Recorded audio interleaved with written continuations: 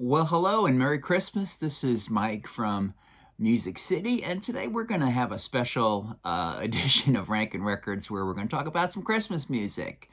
And Christmas music is certainly an entity upon itself, and we get to hear it about right after Halloween every year as we walk through the supermarket or Target or Walmart or wherever. And there's a lot of Christmas classics out there that we all know and love. And as we we're rock fans, whatever. There's a lot of rock Christmas songs that have come out over the years, and most everyone has done a lot of people have done Christmas songs, and some of them, obscure, some of them fairly well known. Today, what I want to do is go back into the late 70s, early 80s, when I really, I think a lot of rockers first started doing Christmas songs, bands and artists that I was fans of, and I started collecting Christmas singles, and these are probably like the ones that I always used to put on a mixtape back then, and I don't know, I just like to run through these dozen or so singles, talk about them, and just maybe ask the question, now it's some 40 years on, how many of these could we consider Christmas classics? And again, this is just a sort of a selection of the ones that I had focused on. I'm sure there's a lot more out there. But and the one thing about most of these are that these are a lot of the ones that we do hear on the radio regularly every year. And with 40 years, let's just kind of maybe make some judgments whether we think or not they're classics or not. The first one we're going to look at came out in 1979 by one of my favorite all-time bands, Squeeze. They did a single called Christmas Day and came out sort of in between two hits as a single, nice picture sleeve to add to the collection. But interestingly enough, I think out of all the dozen or so singles I'm going to look at, this is, I believe, the only one whose message is the birth of Christ, which of course is where Christmas comes from in the first place. And about this song, it's an odd one. Let's just say it the least. Different lyrics. I've kind of gone through many times. He tries to modernize the story of Mary and Joseph looking for a place for the baby Jesus to be born, and you can see there's the motel on the cover. I don't know. It just doesn't knock my socks off. Not a great Squeeze song musically. It's okay to have in the collection, but not one of my favorites. Certainly not a classic, and it really isn't one that we hear every year either. Now, the next one isn't a home run either, but it was kind of an interesting one, and that was Keith Richards' Run, Rudolph, Run. His take on a song that Chuck Berry made popular. Chuck didn't write it, but Chuck sort of was the one who made it well known. Interestingly enough, this is actually the first record that Keith ever released on his under his own name. Came out on Rolling Stone Records, and you know what? It's a passable version. Again, I don't think we hear this one every year. There's been a lot better versions of the song. Dave Edmunds has a great version of it, for example. But I just thought this was worthy of mention. And we'll probably say this one's not a classic either. Now, the next one, and I'm sort of ranking these in the order of how I like them. And by the way, there's a Spotify playlist I'm going to put a link to where you can listen to them all. But next, the next one I'm going to rank is the Eagles, Please Come Home for Christmas. And their take on a song made popular by the late blues singer Charles Brown. Please Come Home for Christmas. We hear this one a lot on the radio. Not one of my favorites. It's maybe close to being considered a classic by some. I don't know. Maybe it's just because I don't want to have the blues for Christmas. Maybe because I stopped being an Eagles fan at some point. It's okay. Just not one of my favorites, and it wouldn't be a classic in my consideration. Now, the next one's kind of an interesting one, and this is the Pretenders, 2,000 Miles, and came out 83. I love this song. I think it's a great, great, great Pretenders song. Chrissie Hynde's vocal is fantastic. Robbie McIntosh plays some great guitar in this, but here's the thing about it. It really ain't a Christmas song, and it is in the mix every year on the rock stations when they're trying to play Christmas music. I mean, it's got a wintry feel to it. It's got references to Christmas.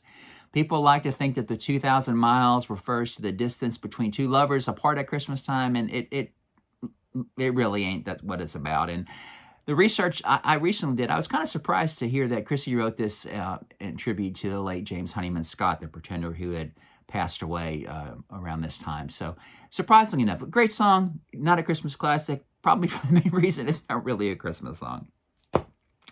Now the next one is an interesting one. The next two are interesting ones to discuss here. And the first, we'll pick John Lennon's "Happy Christmas, War is Over." I like the song. I think it's a good song. But let's face it, and in Lennon's own words, it's more of an anti-war song than it is a Christmas song. And I think Lennon said something along the lines with, if you want to get your message across, you got to mix in some molasses with the songs to get people's attention. And it's not as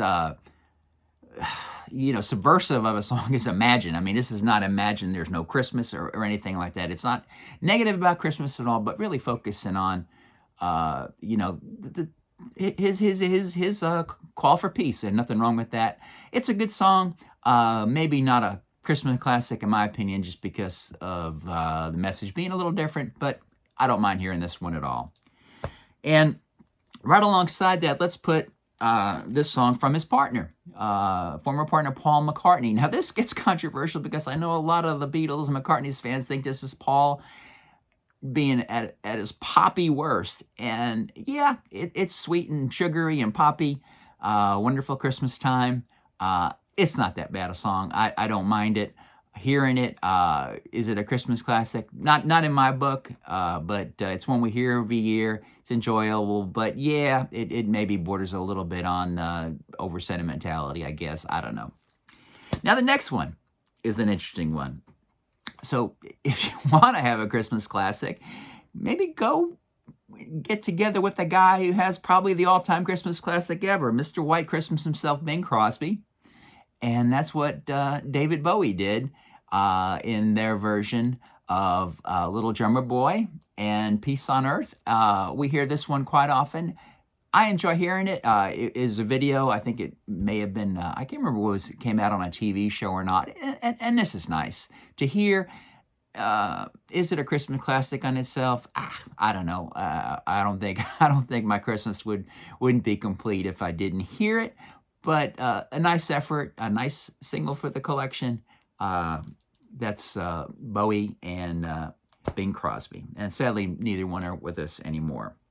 Now, the next one, I kind of was surprised that I put this one up as high as I did, because when I listen to it, I think it's a darn good song, and that's Elton John's "Step Into Christmas." Certainly, no first one with no picture sleeve here, but came out just as a release in the normal course of things, and I enjoy hearing this one. It's a lively, fun song, and Elton was at his best.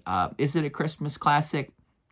Maybe not to the fullest extent, but it's one I sure enjoy hearing every year. Now, are there a couple of Christmas classics to come? Yeah, I'm going to save that designation for the top three, and I'm going to say that they're without a doubt classics. But before that, I have one that I had in my fourth one. Is one of my favorite Christmas songs, and maybe it's just a little too silly to be considered a true Christmas classic, but I love it anyway. And that's "Father Christmas" by the Kinks. And I also got this nice, cool picture sleeve on the British version. I think it's a great song. It came out in I think it's 77, right in the middle of punk. It's got a punky sound to it. It's got a rather sarcastic message. It's just a fabulous King song, and it's one I really look forward to hearing every year. Christmas classic?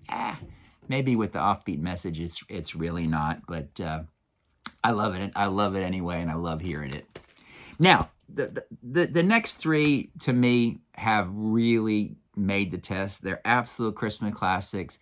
They, I don't know, I should have thought about what that really means to me, but it's a song you want to hear every year. It makes you feel the spirit of Christmas. It's happy, joyful, and whatever. I'm thinking, as I say, one of these three is not really joyful, but it's got enough sentimentality in it to make up for it. I'm getting ahead of myself here.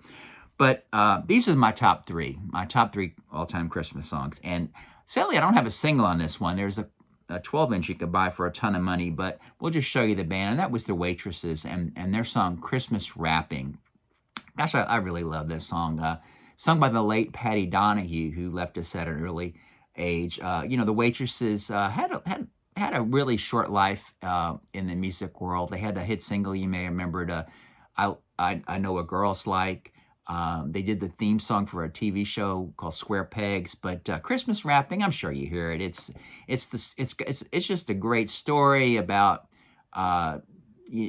two people who just sort of knew of each other, didn't really know each other, and kind of meeting up both alone on Christmas Day. And it's just a nice, touchy song with a happy ending. It's got a great Christmas feel to it with its music. I love hearing it. Is it a Christmas classic? In my book, it is. Yes, I want to hear this one every Christmas. Now, the battle for number 2 and number 1 was kind of tough. But number 2, and I kind of was alluding to this earlier, it's certainly not a happy song. It doesn't bring to mind, Santa Claus or anything, or Jesus, or any of the typical things of Christmas. But it's just a great song, and no single for that either. But it came from this album from the Pogues, "If I Should Fall from the Grace of God," and that is the amazing, amazing duet between Shane MacGowan and Kirsty MacColl on Fairy Tale from New York. Fairy Tale of New York, excuse me. I knew I was going to say that wrong. But I just absolutely love that song. I have to hear it every Christmas. It is just such a beautiful, brilliant song. I mean, yes, it's harsh, it's tragic, it's sad, but it's so cinematic, so delightful. I mean, Shane just really shows his songwriting genius. I miss Kirsty so much. She was one of my favorite singers, and I love this song. Is it a Christmas classic? Absolutely, yes. I mean, I saw it on some TV show I was watching the other night for Christmas, and it's kind of strange to see it there, but it was just wonderful. I love it. All right, number 1. And I guess if you know me, maybe this is no surprise, but Bruce Springsteen and the E Street Band, "Santa Claus is Coming to Town." I love it. It's Christmas. It's Christmas to me. It just, I got to hear it. I love it. This was recorded in December of 1975 at C.W. Post College out on Long Island. What's makes it special to me is the night before I saw Bruce and the E Street Band perform it at my college, Seton Hall University in South Orange, New Jersey. They say the CW Post was a better version, so that's the one that made the record and made it famous. It's just great. I mean, starting with Bruce's story at the beginning, it's just a happy, joyful song. Bruce has, over the years, done it. He'll do it in September, knowing he's not going to be touring around December time. I love it. Now, and of course, we can't forget this song. I'm going to try to play something here. We can't forget where it comes from, and it comes from probably the greatest. The greatest Christmas rock and roll Christmas record ever, and that's the Phil Spector Christmas album.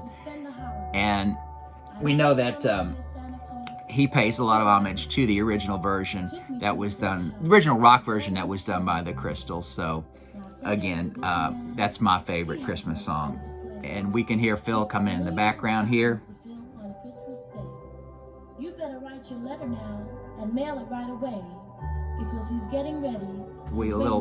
She's got a little rap in front of it, just like Bruce did, doesn't she? Well, hey, thanks for listening. I want to wish everybody an honest Merry Christmas. I hope you enjoyed this little romp here. I'd like to hear what you have to say. Again, I know there's a lot of Christmas songs. These are the ones that I've sort of tracked and followed over the years, and like to hear what your comments are. Again, hit the like button, hit the subscribe button, and most of all, have a very Merry Christmas. Bye-bye.